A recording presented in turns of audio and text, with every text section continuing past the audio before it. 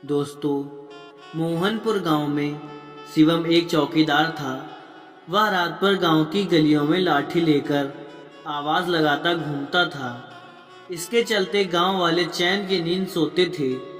वह रात को अपना खाना लेकर निकलता और शिव जी के मंदिर जाता था। रात के समय जब पुजारी जी मंदिर बंद करते तब वह अपने काम पर निकल जाता था। एक दिन पुजारी बाबा ने उससे पूछा।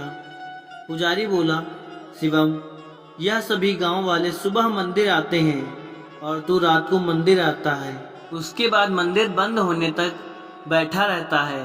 शिवम बोला, पंडित जी, जब तक मैं भगवान के दर्शन नहीं कर लेता तब तक मैं अपने काम पर नहीं जा सकता। दूसरा, जब तक भगवान बैठे रहते हैं मुझे गांव की चिंता नहीं रहती। जब ये सो जाते हैं तब मैं गांव की रखवाली करने निकल जाता हूँ। इस पर पुजारी जी बोले, तुझे इतना विश्वास है शिव जी पर? शिवम बोला, हाँ पंडित जी, मेरा विश्वास अटूट है। इसी तरह समय बीत रहा था। एक दिन मंदिर में एक सेठ जी आए और पुजारी जी से बोले, पंडित जी, मेरे कोई संतान नहीं है, मैं भगवान भोलेनाथ की पूजा करना चाहता हूँ। पंडित जी सेठ जी की पूजा करवा देते हैं। पंडित जी बोले, भगवान ने चाहा तो तुम्हें अवश्य संतान की प्राप्ति होगी, लेकिन उसे लेकर मंदिर में दर्शन करने अवश्य आना। एक साल बाद सेठ जी के घर में बेटा पैदा होता है। वे अपनी पत्नी व बच्चे के साथ मंदिर पहुंच जाते हैं। सेठ जी बोले, पंडित जी, भोले बाबा ने मेरी पुकार सुन ली। यह सुनकर पंडित जी बहुत खुश होते हैं। उसके बाद सेठ जी कहते हैं, पंडित जी, मैं इस शिवलिंग की जगह सोने का शिवलिंग स्थापित करना चाहता हूँ। तब पंडित जी बोले, यह आप क्या कर रहे हैं? सेठ जी, यह शिवलिंग बहुत पुराना है, हम इसे हटा नहीं सकते, और अगर आपने सोने का शिवलिंग स्थापित कर दिया तो इस खबर के फैलते ही शिवलिंग चोरी होने का खतरा बढ़ जाएगा। सेठ जी बोले, लेकिन पंडित जी, मैंने निर्णय कर लिया है, आप कोई उपाय बताइए।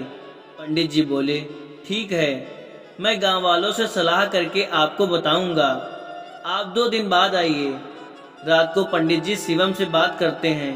शिवम बोला, पंडित जी, आप चिंता न करें, भोलेनाथ पूरे संसार की रक्षा करते हैं। क्या आपने शिवलिंग की रक्षा नहीं कर पाएंगे? आप एक काम कीजिए, सेठ जी से कहिए कि इसी शिवलिंग को ही सोने में मढ़वा दें। इससे यह शिवलिंग सोने का दिखने लगेगा और इसे हटाना भी नहीं पड़ेगा। तब पंडित जी बोले, लेकिन चोरों की नज़र में तो यह सोने का शिवलिंग होगा, उन्हें थोड़ी पता होगा कि यह पत्थर का है। शिवम बोला, आप उसकी चिंता मत कीजिए, सब भोलेनाथ पर छोड़ दीजिए। पंडित जी अगले दिन सेठ जी को सब बता देते हैं। तब सेठ जी शिवलिंग पर सोना लगाने का काम शुरू करवा देते हैं। 1 महीने में शिवलिंग सोने का दिखने लगता है। एक दिन पंडित जी शिवम को बुलाते हैं। पंडित जी बोले, शिवम, तुम्हारी बात मानकर मैंने सेठ जी से शिवलिंग पर सोना तो मढ़वा दिया, लेकिन रात में इसकी रखवाली तुम्हारे जिम्मे है। शिवम बोला, पंडित जी, वैसे तो मेरे रहते पूरे गांव में चोरी नहीं हो सकती, लेकिन फिर भी मैं मंदिर का विशेष ध्यान रखूंगा। एक दिन रात को शिवम मंदिर के पास से गुजर रहा था तो उसने देखा मंदिर के द्वार खुले थे और एक आदमी शिवलिंग के पास कंबल ओढ़कर बैठा है। शिवम उसके पास पहुंचा। शिवम बोला, तू कौन है और मंदिर का द्वार कैसे खोला? चोर है क्या तू?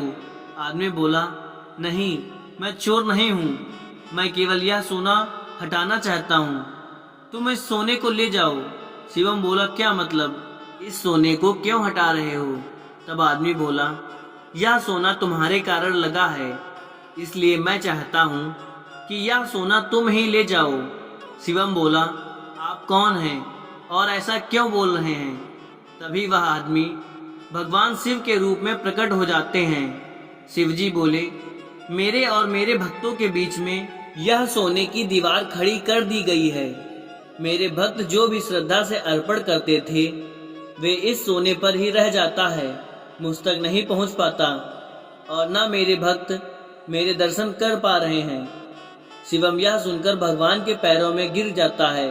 शिवम बोला, प्रभु मुझे माफ कर दीजिए, मैं अज्ञानी समझ नहीं पाया, आप तक जल भी नहीं चढ़ पाया। मैं अभी इस सोने को हटा देता हूँ। यह कहकर शिवम उस सोने को हटा देता है।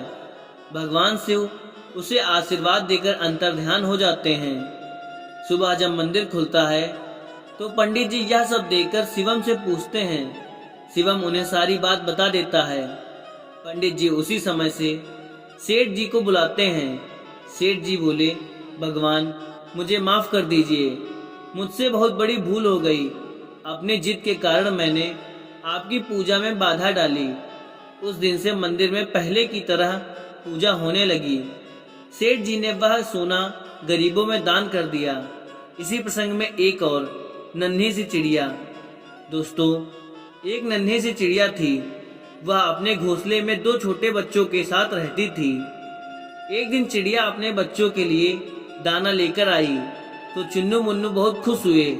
चुन्नू ने कहा, माँ बहुत भूख लग रही है, पहले मेरे मुंह में दाना डाल दो।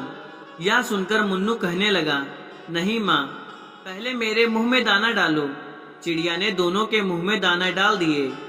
उसके बाद चिड़िया ने कहा, यहाँ की फसल तो कट चुकी है, अब मुझे दाना चुगने दूर गांव में जाना पड़ेगा।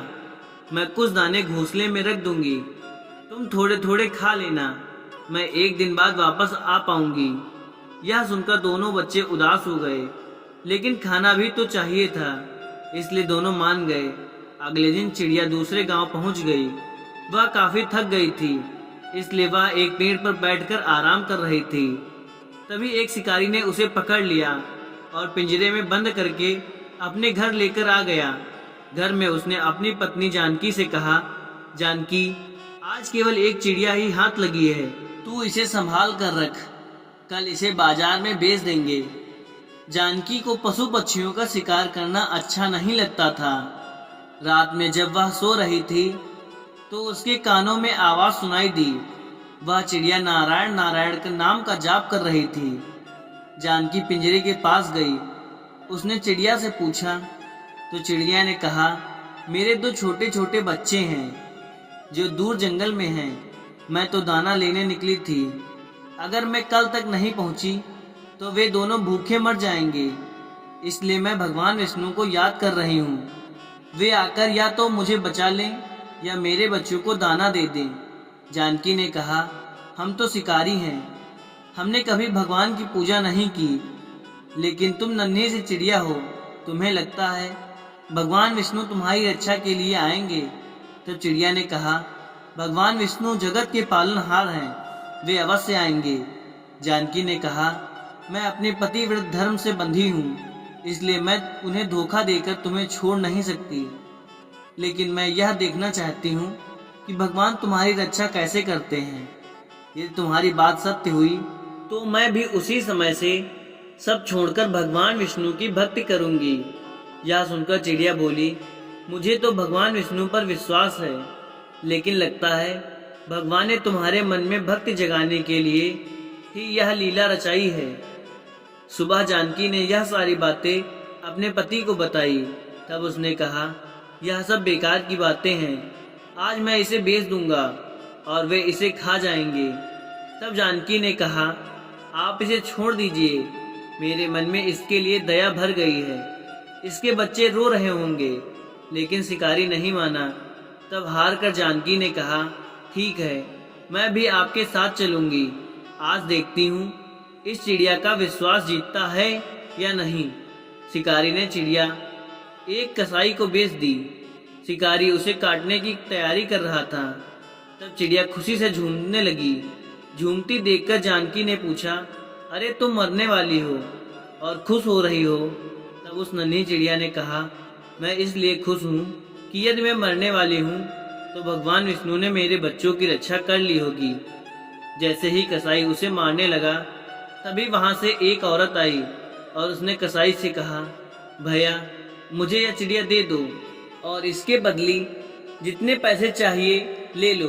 कसाई वह चिड़िया उसे बेच देता है। तब जानकी ने उससे पूछा, बहन तुमने यह चिड़िया क्यों खरीदी? तब उस औरत ने कहा, मेरा बेटा बचपन से गूंगा है, मुझे एक साधु बाबा ने यहाँ भेजा और बताया था कि एक चिड़िया की बलि दी जा रही है, उसे बचाकर उसका जूठा पानी अपने बेटे को पिला देना और फिर वह बोलने लगेगा, मैं सही समय पर आ गई। वह औरत चिड़िया का जूठा पानी लेकर उसे आज़ाद करके चली गई। तब चिड़िया ने कहा, देखा, भगवान विष्णु ने मुझे और मेरे बच्चों को मरने से बचा लिया। यह सुनकर जानकी और शिकारी की आंखों में पानी बहने लगा। उसकी बात सुनकर शिकारी और उसकी पत्नी जानकी के साथ उस कसाई ने भी अपना काम छोड़ दिया और दिन रात भगवान विष्णु की भक्ति में लग गए। भगवान विष्णु की कृपा इस संसार के सभी जीवों पर बनी रहे, यही हमारी प्रार्थना है। दोस्तों, अगर वीडियो अच्छी लगी हो तो एक लाइक शेयर जरूर करें और हमारे चैनल को सब्सक्राइब करना ना भूलें। धन्यवाद। हर हर महादेव।